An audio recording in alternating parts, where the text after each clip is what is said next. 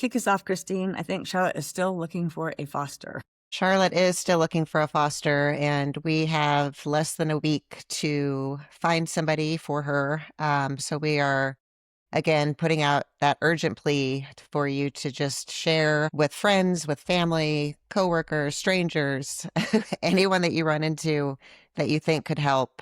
Charlotte is a great dog. The hardest thing right now is that she needs to be in a home with no other dogs. So that's the hard part right now. She is cat friendly. She's currently living with a cat. She doesn't bother the cat at all. So if you have a cat, she could easily go into that type of environment. But again, we have less than a week. We are desperate not to send Charlotte back to boarding. She spent over a year on boarding and is doing great in a foster home. She's decompressed. She's got a good schedule going, loves her walk. So we would, really hate to put her back in that kennel environment. So again, we have until the 7th of this month, May 7th, to get her into a new foster home. So if you could please spread the word, go to our website, thelittlereddog.org, and click foster under forms. Fill out a form, and we will contact you the same day to set up an interview and hopefully get Charlotte into a new foster home. Right. And so just as a reminder, we pay for all the supplies. We provide everything, food, crate, bed, whatever you need, all the vet care. So it's really nothing on you. We will provide everything. And Charlotte is crate trained. She actually likes her crate, and she is potty trained. And as Christine said, she was in a home, and she lost that foster due to no fault of her own. She didn't do anything wrong. Just some things happen. Sometimes fosters they have life changes and they have to move on. So she was in boarding for over a year, and she was pretty shut down when she got to her last foster because, she was used to being outside because unfortunately the kennels that we use, they're nice, but they're outside. And it was really hard for her to even want to eat inside. And she's finally, as Christine said, decompressed. So we really, really, really, it's so heartbreaking when a dog is used to being in a home and has to go to the boarding situation. And again, it's not a terrible situation. They're well cared for there. We would never put a dog in a place that they wouldn't be, but it's never an ideal situation. And we're just hoping that somebody can see how special she is and just step up to foster. I mean, it really does save lives, and it's in more ways than one. She's not at risk for euthanasia, but I mean, watching a dog get shut down because she is no longer in a home and getting that one-on-one care is really hard to watch too. So ultimately, our goal is to get Charlotte adopted. This is just a stepping stone for that ultimate goal. And when we have dogs in foster homes, they are more adoptable because people like to hear about their routine. They can hear more about their personality. The dog's already used to a home environment. So it's a lot more beneficial for Charlotte in the long term to go from foster to a permanent home. So that's another bonus of having her not return to boarding. definitely. And and frankly, this is the least reason that, it's the lowest reason, but honestly, boarding is expensive and it takes away from us saving another dog. So Right. if we can have that foster, it just really helps in so many ways. So please go to thelittlereddog.org, click on foster or forms, either way. Fill out the form. We'll get right back to you, I promise. And it's a bonus. I mean, it's not a bonus. It really is a requirement not to have other dogs. But again, she gets along with cats. So if you've had a cat and you just always wanted a dog or couldn't have a dog before or whatever, this is a great way to try it out. So, okay. So please, again, go back.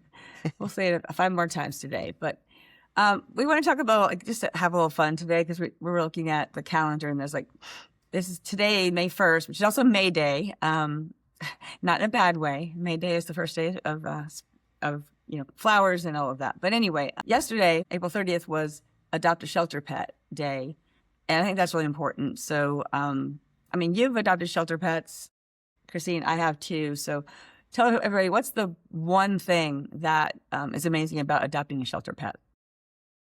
I feel like, and I know it's kind of cliche, but people say, who rescued who? And I really do feel like when you adopt a shelter pet or a rescue dog, a dog that came from a shelter that's in a rescue, they look at you differently. They know that they're getting a second chance. The relationship that you have with them, there's this bond that just starts from the beginning, and you work together. It obviously takes work, to get that dog into your routine and get to learn the dog's quirks and all of that. But I just think there's a different connection between having a rescue dog versus buying a dog. Yeah, and I'm not saying anybody who's purchased a dog, and gotten a dog from a breeder. There's plenty of people out there that do that. I'm not saying that you love your dog any less or that your dogs are lesser, but I think that's the idea. I think is that people think shelter pets, there's something wrong with them, and I think we've talked about this before. There's nothing wrong with a shelter pet. It's usually 99.9% of the time it's because a human. Because a human. The human didn't do what they were supposed to. Either train them, ask their landlord if they could have a pet, walk the dog, if they have a really active dog, things like that. So they've been let down by humans. And to Christine's point, I mean, they're just so grateful and just so sweet. And it is really awesome. Many of them aren't even in a shell, but if you do get one, I've had a few that are in, kind of in a shell because they just don't really know if they should trust you. And when to watch them come out of it, it's just I don't know. She said, it makes me feel good. And people are not grateful in my experience, but dogs are. And, you connect with them and you see it every day. Yeah. So even though it was yesterday, still you can adopt a shelter pet, and that means rescues too. I mean, and the good thing about rescues, not that I don't want you to adopt from shelters, that's perfectly fine, is that, usually we do have them in fosters. We know a lot about them. We've evaluated them pretty fully. So you may not know what you're getting, from actually going to a shelter, but again, there's still plenty of great dogs there. But frankly, I hear that a lot from people who buy from breeders, say, well, I don't know what I'm getting. There's plenty of purebred dogs in the shelter because people bought a dog and you can't control their personality and, other things. And so even if you do everything right, you can't. So saying that don't know what you're getting, that's just, it's like silly to me because you don't know what you're getting no matter what. But again, you have to put in the work, and there's nothing wrong with shelter pets. I just want everybody to know that. So, okay.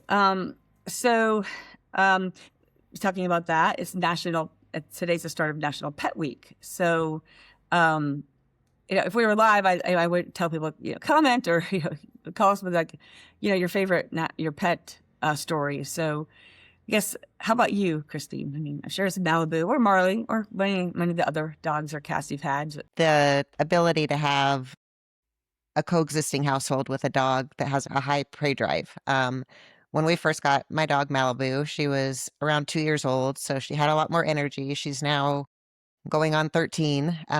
But when we first got her, we had 3 cats in the household. And I knew she had a high prey drive. I knew it was going to be challenging.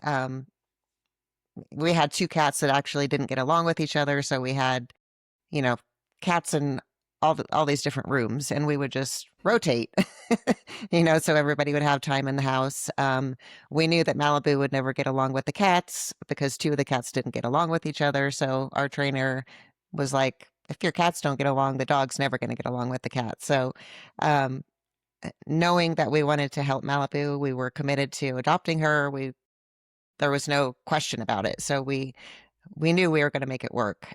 So I think for us, it's been interesting. And now that she's lived with cats over the years, the other cats have passed on, but our current cat, they get along great. And Marley, our cat, she likes to taunt Malibu, and she's we call her our cat dog because she likes to pounce, and she tries to get Malibu to chase her. And Malibu's injured right now, so she can't chase her. But it's just a funny dichotomy between the 2 of them.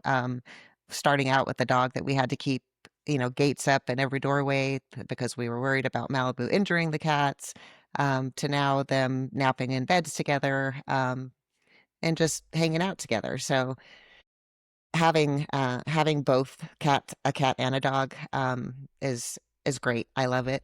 And I wouldn't change anything.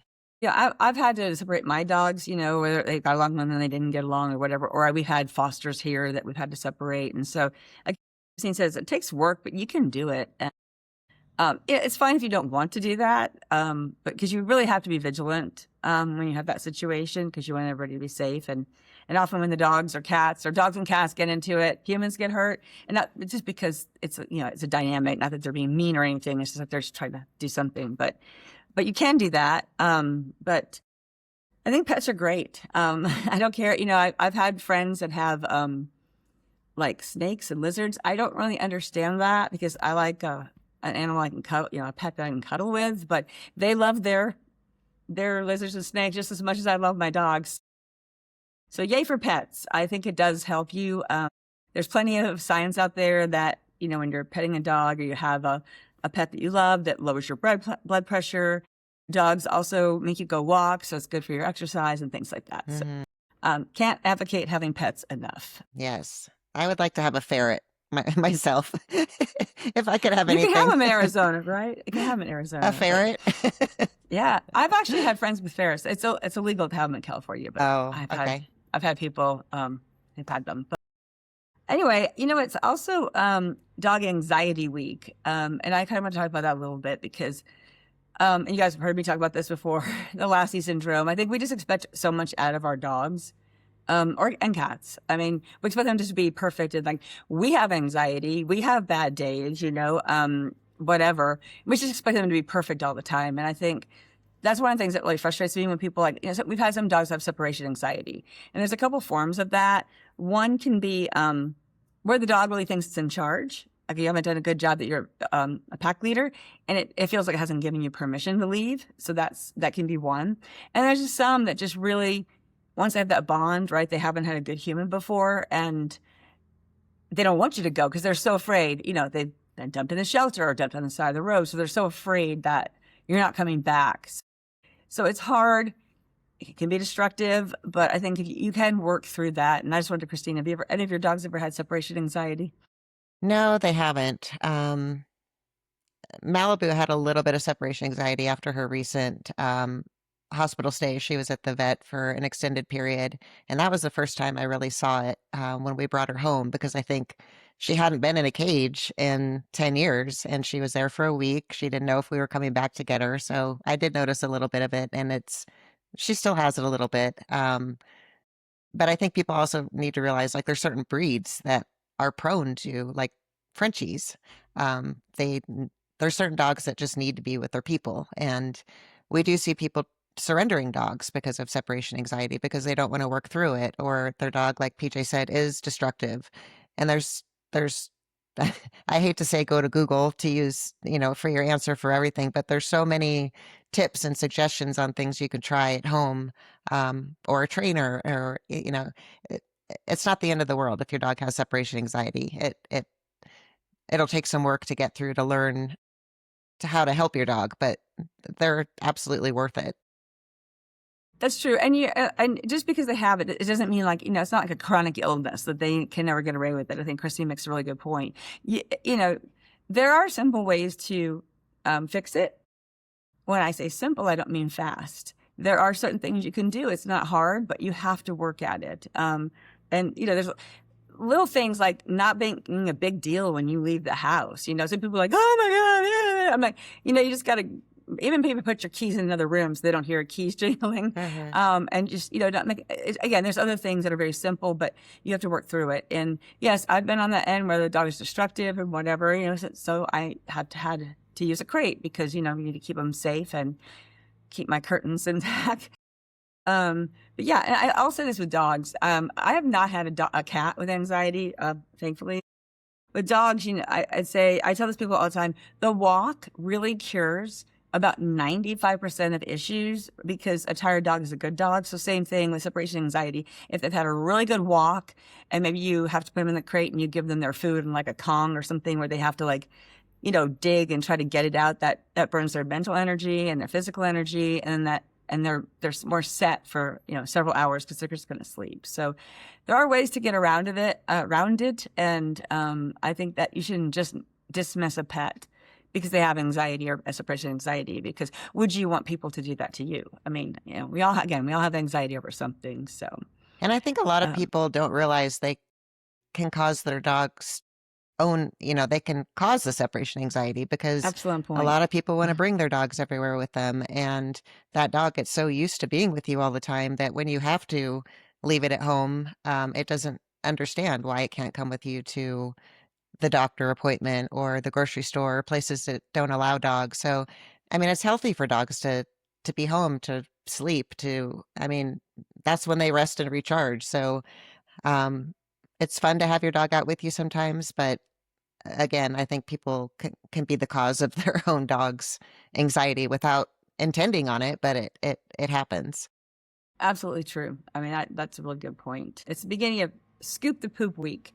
That is a very big pet peeve of mine. Okay, so I'll just say this really quickly. I grew up on a farm, so I remember when, and this was decades ago, because I'm old, but I remember when New York City instituted their pooper scooper law, and I used to think it was so stupid because we lived on 200 acres. So I mean, we didn't really pick up poop because the dogs were always gone, like moving around, like looking, having fun, chasing birds, whatever. So.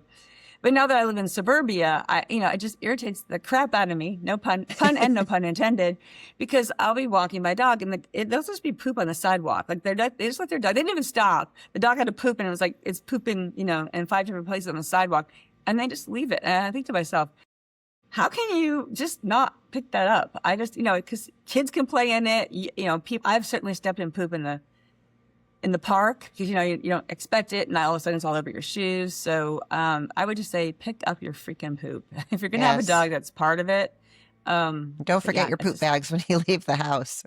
Yeah, definitely. And it's funny because during the pandemic, where I live in Lake Forest, they took the city decided to take out all the poop bags, and I was like, oh great. And sure enough, we have seen way more poop around because of people going out of bags, so they don't bring them. They expected to have one at the park, and they're not there. So I would like to see them bring that back. I mean, I don't know how much money that really saved, but somebody's picking it up or stepping in it. So anyway, so it's National Poop the Scoop. Scoop the Poop Week, and pick up after your dogs. So a good owner would. All right. Anything else you want to talk about as we wrap up? I think that's it for this week. We could go on and on, but we'll save some important and also fun topics for next week. All right. Don't forget, go to thelittlereddog.org and fill out a foster application, or at least tell everybody you know, because Charlotte really needs a foster and we're depending on you. All right, everybody. Bye. Bye. Take care. See you next week.